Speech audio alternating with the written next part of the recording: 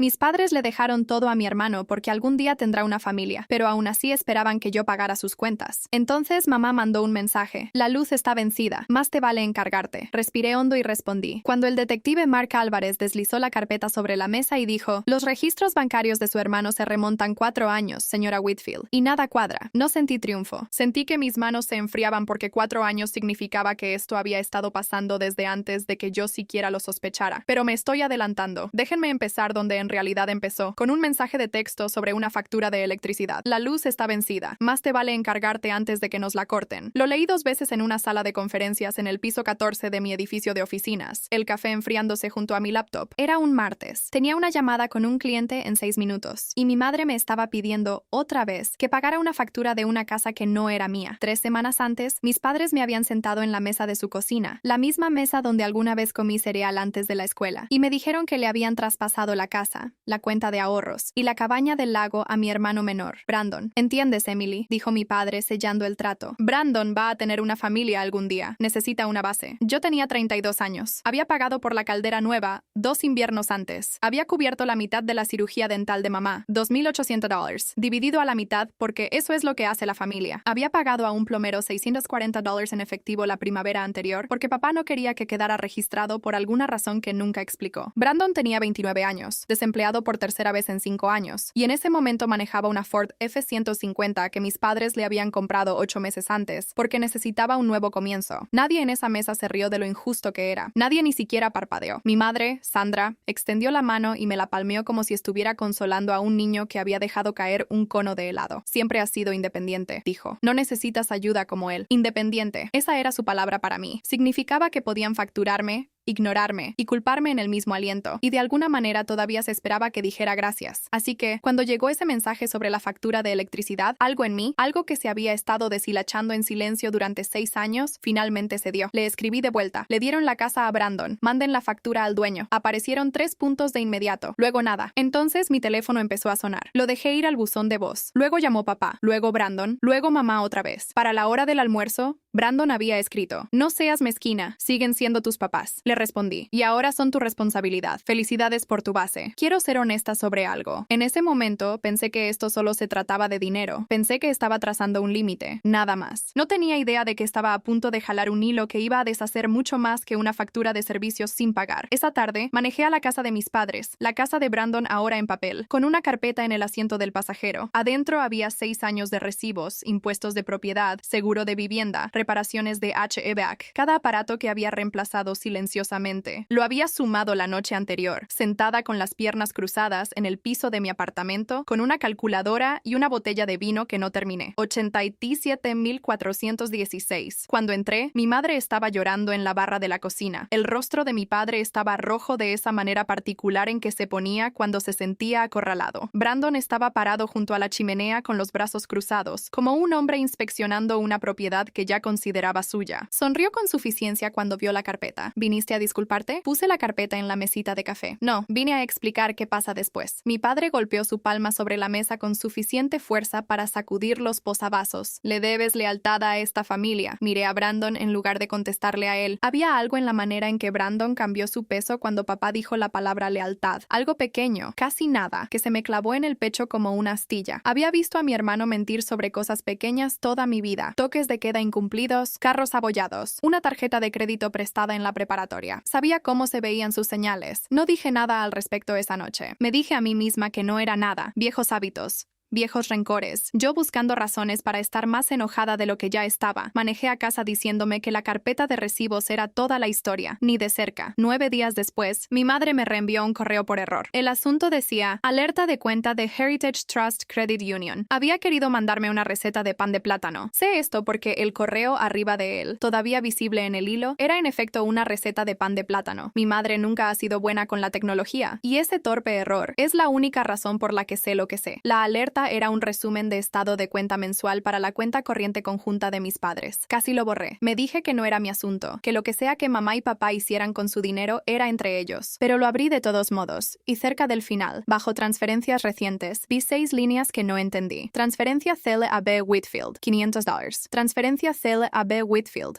$1,200. Transferencia bancaria, $3,400. Memo, equipo de negocio. Transferencia Sale a B. Whitfield, $800. Mi estómago no se cayó de inmediato. Mi primer pensamiento, genuinamente, fue que mis padres solo estaban ayudando a Brandon de la manera en que siempre lo habían hecho, una mesada disfrazada de préstamo, como habían hecho desde que tenía 22 años. Me dije a mí misma, esto no es nuevo, esto es solo el mismo favoritismo de siempre. No lo conviertas en algo más grande de lo que es. Pero 4 años es mucho tiempo para estar equivocada sobre una sensación. Empecé a guardar una nota privada en mi teléfono. Cada vez que mamá mencionaba que el dinero estaba apretado, apuntaba la fecha. Cada vez que Brandon aparecía con algo nuevo, un casco de motocicleta en la parte trasera de su camioneta una semana, un teléfono nuevo la siguiente, también lo apuntaba. Me dije a mí misma que solo estaba siendo mezquina, catalogando los gastos de mi hermano como una hermana celosa. Me temblaban un poco las manos cuando escribía algunas de esas notas, y recuerdo pensar, ¿por qué esto se siente como evidencia? Porque en algún nivel ya lo sabía. Aquí está la parte que todavía no entendía, la parte que cambió todo una vez que la aprendí. 4 meses antes de traspasarle la casa a Brandon, mi padre había ido a ver a una neuróloga llamada la doctora Patricia Yuen en Lakeside Medical Group por temblores en su mano izquierda. Me enteré de la cita de segunda mano por mi madre, que la mencionó de la manera en que mencionaba todo lo incómodo, rápido, y luego nunca más. La doctora Yuen lo diagnosticó con enfermedad de Parkinson en etapa temprana, junto con los temblores, sus notas, que yo no vería hasta mucho después, y solo porque mi padre eventualmente autorizó su liberación, documentaban cambios cognitivos leves, consistentes con un declive temprano de la función ejecutiva, recomendando monitoreo por influencia indebida en la toma de decisiones financieras, participación familiar recomendada, influencia indebida. Todavía no conocía esa frase, llegaría a conocerla muy bien. Llamé a mi madre y le pregunté con cuidado si papá había entendido todo en el papeleo de la herencia cuando le firmaron la casa a Brandon. Se puso a la defensiva de inmediato. Claro que lo entendió, saltó. No hables de tu padre como si fuera incompetente. No estaba tratando de decir que era incompetente. Estaba tratando de decir que algo se sentía mal y todavía no podía ponerle nombre a qué. Lo intenté una vez más suavemente en la mesa de su cocina un domingo. Le pregunté a papá directamente, ¿recuerdas firmar la cabaña? Cuéntame paso a paso. Se puso nervioso, luego irritado. Brandon manejó el papeleo. Es bueno con esas cosas ahora. Luego, más callado. No recuerdo todos los detalles. Tu madre estaba ahí. Mi madre tampoco había leído el papeleo en realidad. Brandon se los había llevado ya llenados, ya notariados por alguien que ninguno de nosotros conocía, y les dijo que solo era formalizar lo que ya habíamos hablado. Me fui ese domingo con las manos frías y la mente acelerada. Me dije una vez más que estaba reaccionando exageradamente, que los hermanos no se acusan mutuamente de explotar a padres enfermos por una camioneta y unas transferencias de Cele. Lo intenté una vez con Brandon directamente. Lo invité a un café cerca de su apartamento. Me dije a mí misma que lo abordaría suavemente, de hermano a hermana, sin acusaciones. Llegó 20 minutos tarde con una chaqueta de piel que no reconocí y pidió un café frío de $14 sin mirar el menú. Papá se ve diferente últimamente, dije tratando de sonar casual. Olvidadizo. ¿Lo notaste en la casa la semana pasada? Brandon se encogió de hombros revolviendo su bebida. Es viejo. Los viejos olvidan cosas. Tiene 64, lo que sea. Te preocupas demasiado, ¿eh?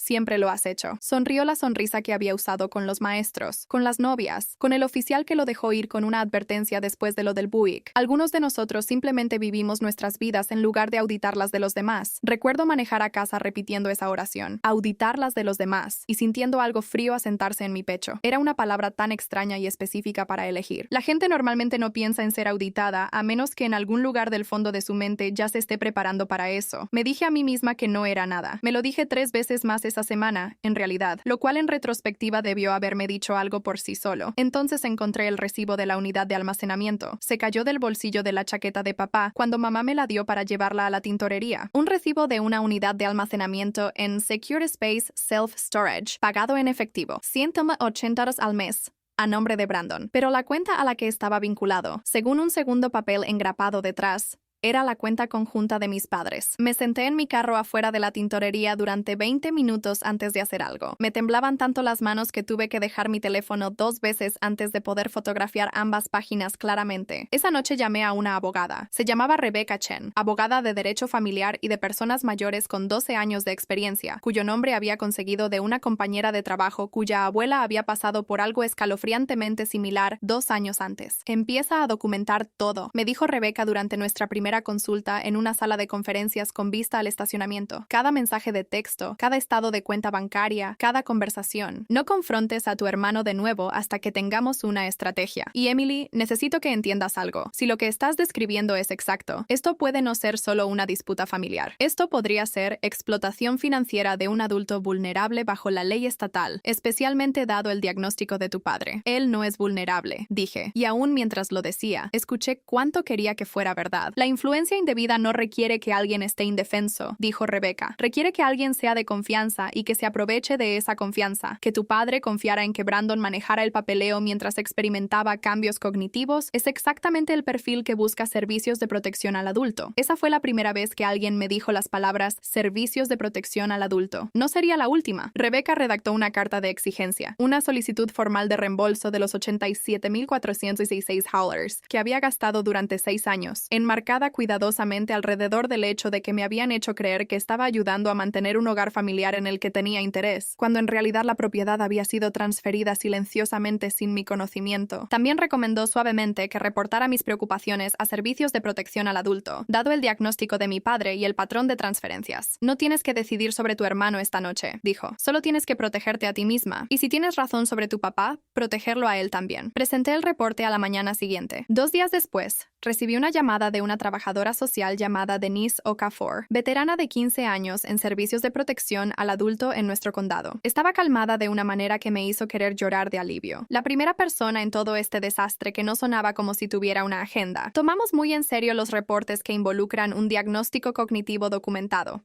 me dijo Denise. Voy a necesitar copias de todo lo que tienes. La autorización de expedientes médicos, si tu padre firma una, los estados de cuenta bancarios y cualquier documentación sobre la transferencia del patrimonio. Entregué la carta de exigencia yo misma un jueves por la noche con la carpeta de antes, ahora 3 veces más gruesa. Mamá estaba llorando antes de que siquiera me sentara. El rostro de papá estaba rojo de esa misma manera acorralada. Brandon estaba parado junto a la chimenea otra vez, como si nunca hubiera dejado ese lugar en 3 semanas, como si lo considerara su trono. Sonrió con suficiencia. ¿Viniste a disculparte? No, dije, poniendo la nueva carpeta abajo. Vine a explicar qué pasa después. Papá golpeó su puño en la mesa. Le debes lealtad a esta familia. Miré directamente a Brandon. Entonces hablemos del dinero que les quitaste. El cuarto quedó tan silencioso que podía escuchar el refrigerador zumbando en la cocina. El rostro de Brandon se agrietó solo por un segundo antes de que forzara una risa. ¿De qué estás hablando? Saqué copias de los estados de cuenta bancarios. 500 aquí, 1,200 allá. La transferencia de $3,400 por equipo de negocio que la investigación preliminar de Denise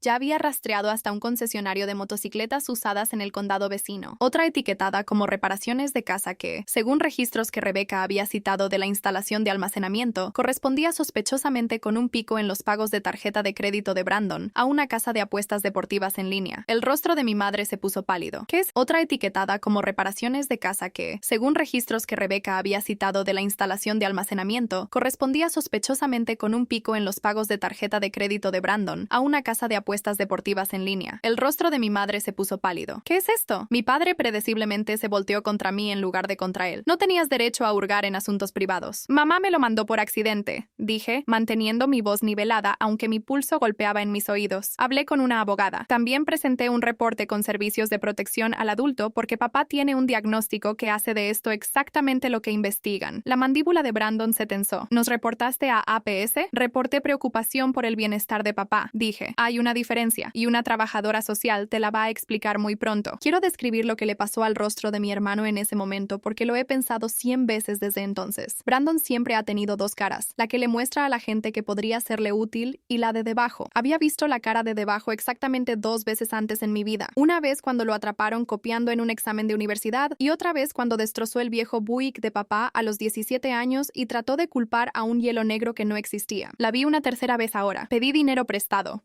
dijo. Todo el mundo pide prestado a la familia. Nos dijiste que era para inversiones, susurró mamá. Iba a hacerlo, saltó. Ese fue el momento en que todo se rompió. No porque mis padres de repente entendieran lo que se me había hecho a mí, sino porque su hijo dorado los había hecho ver como tontos en su propia sala. La voz de papá bajó. ¿Cuánto? Brandon no respondió. Yo sí. $43,000 que puedo verificar de los estados de cuenta que mamá me reenvió. Rebecca piensa que es más una vez que la unidad de almacenamiento y las transferencias bancarias estén completamente rastreadas. Mamá se cubrió la boca. Papá se hundió en su silla como si las piernas simplemente hubieran dejado de funcionarle. Por primera vez en mi vida, nadie en esa mesa me estaba pidiendo que arreglara algo. 2 semanas después, Denise Okafor completó su evaluación preliminar de APS y, según protocolo, refirió los elementos financieros del caso a la unidad de crímenes financieros del condado. Así fue como el detective Mark Álvarez entró en escena. 17 años en la fuerza, los últimos 9 en crímenes financieros. Un hombre que hablaba despacio y escribía todo en una pequeña libreta verde que se veía más vieja que él. Me entrevistó primero en un cuarto que olía a café quemado, grabando todo en un pequeño dispositivo que colocó cuidadosamente entre nosotros. Me pidió que repasara la cronología 3 veces separadas, revisando mi relato contra los documentos cada vez en busca de inconsistencias. Entendí intelectualmente que esto era procedimiento estándar. Emocionalmente, se sentía como ser sospechosa de lo mismo que estaba reportando. Tengo que hacer preguntas difíciles, dijo.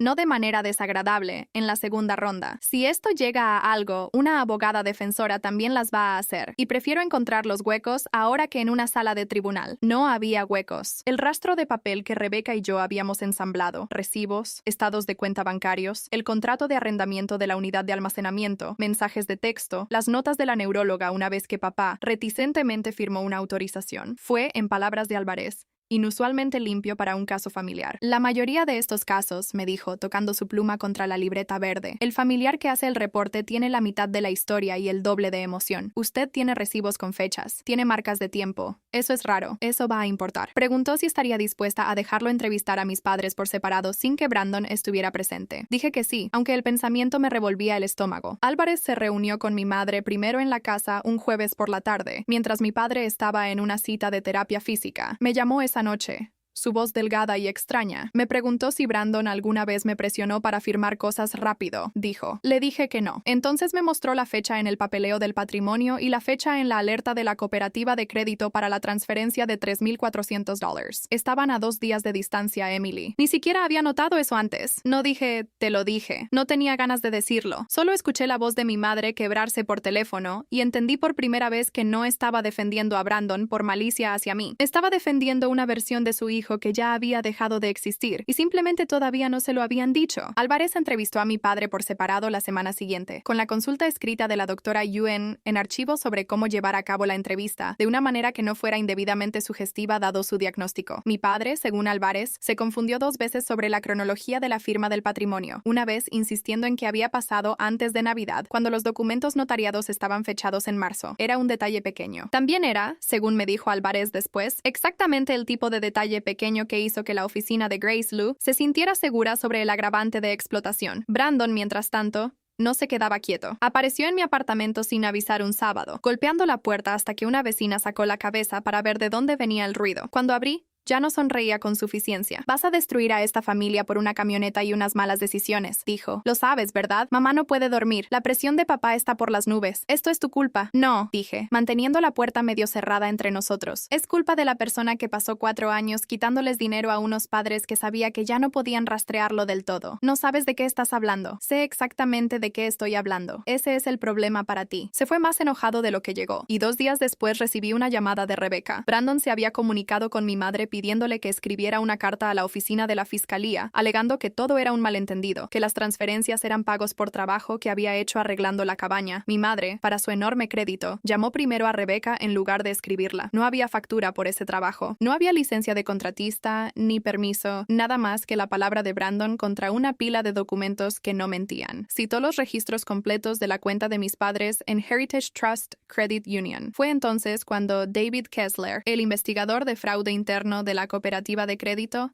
se involucró. El reporte de Kessler, luego presentado como evidencia, documentó un patrón que se remontaba a casi 4 años. 41 transferencias separadas a Brandon o a proveedores vinculados a él, sumando 61,150, disfrazadas bajo líneas de memo como reparaciones, inversión y, en un caso memorable, Extraño C. Señora Whitfield, me dijo Álvarez el día en que llegó el reporte de la cooperativa de crédito, los registros bancarios de su hermano se remontan 4 años y nada cuadra. No sentí triunfo. Sentí que mis manos se enfriaban porque 4 años significaba que esto había estado pasando desde antes de que yo hubiera notado que algo andaba mal, desde antes de la caldera, antes de la cirugía dental, antes de cada sola vez que había escrito silenciosamente un cheque, porque pensaba que era yo la responsable manteniendo unida a la familia. Había estado sosteniendo un extremo de un puente que mi hermano estaba desmantelando desde el otro lado todo el tiempo. Aquí es donde las cosas casi se nos escaparon por completo. Rebeca había presentado una demanda civil junto con la referencia criminal, y como parte de ese proceso, había solicitado una búsqueda de títulos sobre la cabaña del lago, el único activo que todavía estaba legal y limpiamente a nombre de Brandon. La búsqueda de título reveló algo que ninguno de nosotros esperaba. Brandon tenía un acuerdo de compra firmado para vender la cabaña a un comprador privado por $210,000, con cierre programado en 24 horas. Rebeca me llamó a las 6:40 de la mañana. Si esto cierra, ese dinero desaparece. Se puede transferir a cualquier lugar, gastar, esconder. Y una vez que la venta se completa, deshacerla se vuelve exponencialmente más difícil. Necesitamos una orden de restricción temporal de emergencia para congelar la transacción, y la necesitamos presentada antes de que ese cierre ocurra. Recuerdo que estaba parada en mi cocina con la ropa de ayer, el teléfono contra mi oreja, viendo la cafetera gotear como si perteneciera a alguien cuya mañana no se estuviera colapsando. ¿Podemos conseguirla a tiempo?, pregunté. Tenemos que hacerlo, dijo. El juez, Aaron Michelson, tiene horas de mociones de emergencia empezando a las 9:00. Si no estamos frente a él para las 10:00, no importa qué tan fuerte sea nuestro caso. Las siguientes 3 horas fueron las más largas de mi vida. Rebeca redactó la moción de emergencia en su mesa de cocina mientras yo le reenviaba cada documento que tenía, mis manos temblando tanto que equivoqué 3 direcciones de correo antes de acertar una. El detective Álvarez, trabajando en paralelo, marcó la venta pendiente a la oficina de la Fiscalía del Condado para apoyar la urgencia de la presentación. Denise Okafor presentó una declaración de apoyo de APS, confirmando la investigación abierta sobre influencia indebida alrededor de la misma propiedad. A las 9:52 a.m., Rebeca me mandó un mensaje con una línea. Frente al juez ahora. A las 10:31, llamó. La conseguimos. Orden de restricción concedida. La venta está congelada con efecto inmediato. La compañía de títulos ha sido notificada. Brandon no puede cerrar en esa propiedad. Me senté en el piso de mi cocina y lloré por primera vez en todo este calvario. No de tristeza, sino del alivio específico y agotador de ver algo casi escapársete de las manos y luego no. En una semana, la fiscal auxiliar de distrito Grace Liu revisó el expediente combinado de Álvarez, Kessler y la contadora forense que Rebeca había traído, una mujer llamada Priya Raman, CPA, que se especializaba en rastrear fondos desviados. El reporte de Raman, luego presentado como exhibición F en el caso civil, documentó 61,850 en desviaciones identificables de la cuenta de mis padres durante 4 años, más un adicional de $9,200 en retiros en efectivo no documentados consistentes con la cronología de la actividad de apuestas conocida de Brandon. La oficina de Grace Liu presentó cargos contra Brandon por robo por engaño y explotación financiera de un adulto vulnerable, un delito grave en nuestro estado dado el diagnóstico cognitivo documentado de papá y la posición de confianza de Brandon sobre las cuentas. Brandon fue arrestado un martes por la mañana. No lo vi suceder. Me enteré por mi madre, quien me llamó sollozando preguntando por qué no podía haber manejado esto silenciosamente como familia. Lo intenté durante 6 años, le dije. Se llama pagar tus cuentas. La historia tampoco se quedó silenciosa. Un reportero local llamado Tom Ashworth, que cubría los tribunales para el periódico regional, tomó el caso del expediente público. Los casos de explotación financiera de personas mayores que involucraban a hijos adultos eran aparentemente un tema que seguía de cerca. Su artículo no usó nuestros nombres completos por consideración a la privacidad de mis padres, pero expuso el patrón en términos crudos. Un hijo al que se le confiaron las finanzas de sus padres después del diagnóstico de Parkinson de su padre, desviando decenas de miles de dólares mientras su hermana seguía pagando las cuentas de la familia, sin saber que la casa había sido transferida por debajo de ella. Ashworth me llamó para un comentario antes de que saliera la nota. Casi no contestó. Cuando lo hice, me hizo una pregunta que se me quedó grabada más tiempo que cualquier cosa que Álvarez o Rebeca o Denise me hubieran preguntado en los meses anteriores. ¿Qué quiere que la gente saque de esto? Le dije la verdad,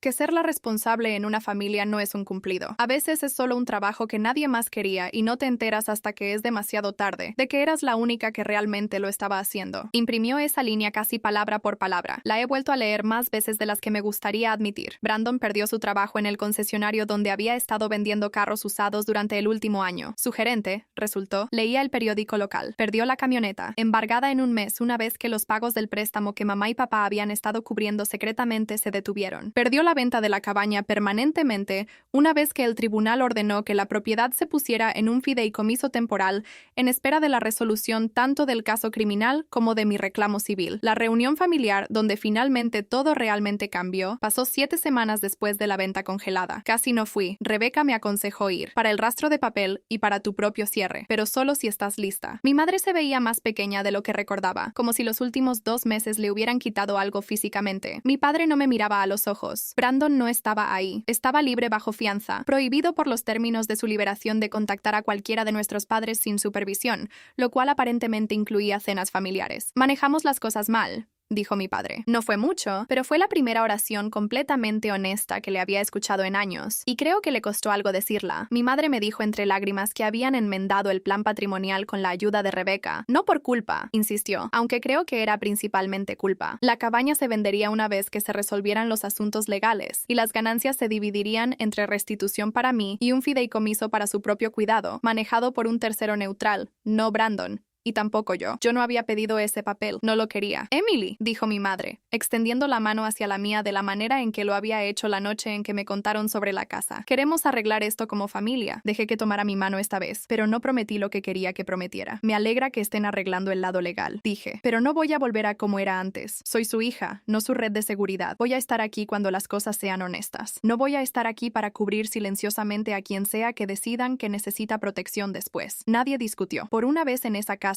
el silencio no se sintió como perder. No prometí lo que quería que prometiera. Me alegra que estén arreglando el lado legal, dije, pero no voy a volver a como era antes. Soy su hija, no su red de seguridad. Voy a estar aquí cuando las cosas sean honestas. No voy a estar aquí para cubrir silenciosamente a quien sea que decidan que necesita protección después. Nadie discutió. Por una vez en esa casa, el silencio no se sintió como perder. Brandon se declaró culpable 4 meses después de un cargo reducido, robo por engaño, con el agravante de explotación financiera preservado para la sentencia dado el diagnóstico de su padre, a cambio de un acuerdo de restitución conjunto, cubriendo tanto el caso criminal como mi reclamo civil. El juez Michelson, el mismo juez que había otorgado nuestra orden de restricción de emergencia, lo sentenció a 18 meses, con una porción suspendida en espera de restitución completa, 61,850 a mis padres, y a través del acuerdo civil que Rebeca negoció por separado, $87,416 a mí, pagados de su parte de la eventual venta de la cabaña. No estuve en la sala del tribunal para la sentencia. Me enteré por la oficina de Rebeca, en un correo con el asunto caso resuelto, orden final de restitución adjunta. Lo leí parada en mi cocina, la misma cocina donde alguna vez le dije a mi madre que mandara la factura de electricidad al dueño de la casa, y sentí algo que no esperaba sentir. No exactamente alegría, solo quietud. 6 meses después de eso, cerré la compra de un pequeño condominio propio, pagado con el acuerdo, y los 6 años de ahorros que ya no tenía que canalizar hacia la casa de alguien más. Recuerdo estar parada en la sala vacía el día de la mudanza, la luz del sol entrando por una ventana que no le pertenecía a nadie más que a mí, pensando en cuánto tiempo había confundido ser útil con ser amada. Pienso mucho en la conversación de la cafetería con Brandon, la que dijo que yo era una auditora por preocuparme por nuestro padre. Pienso en qué tan accidentalmente correcto estaba. Al final me convertí en una auditora, no de él exactamente, sino de todo lo que había dejado pasar durante 6 años en nombre de mantener la paz. Cada recibo que desenterré, cada estado de cuenta bancaria que verifiqué, cada hora que pasé al teléfono con la asistente legal de Rebeca confirmando fechas, resultó ser la contabilidad más honesta que nuestra familia había hecho de sí misma. Mi madre y yo hablamos ahora, pero diferente. Llama los domingos, no para pedir nada, solo para hablar de su jardín o un programa que está viendo. Las primeras llamadas fueron tensas, ambas rodeando los 6 años como una cicatriz que ninguna de las dos quería tocar. Se ha vuelto más fácil, no fácil,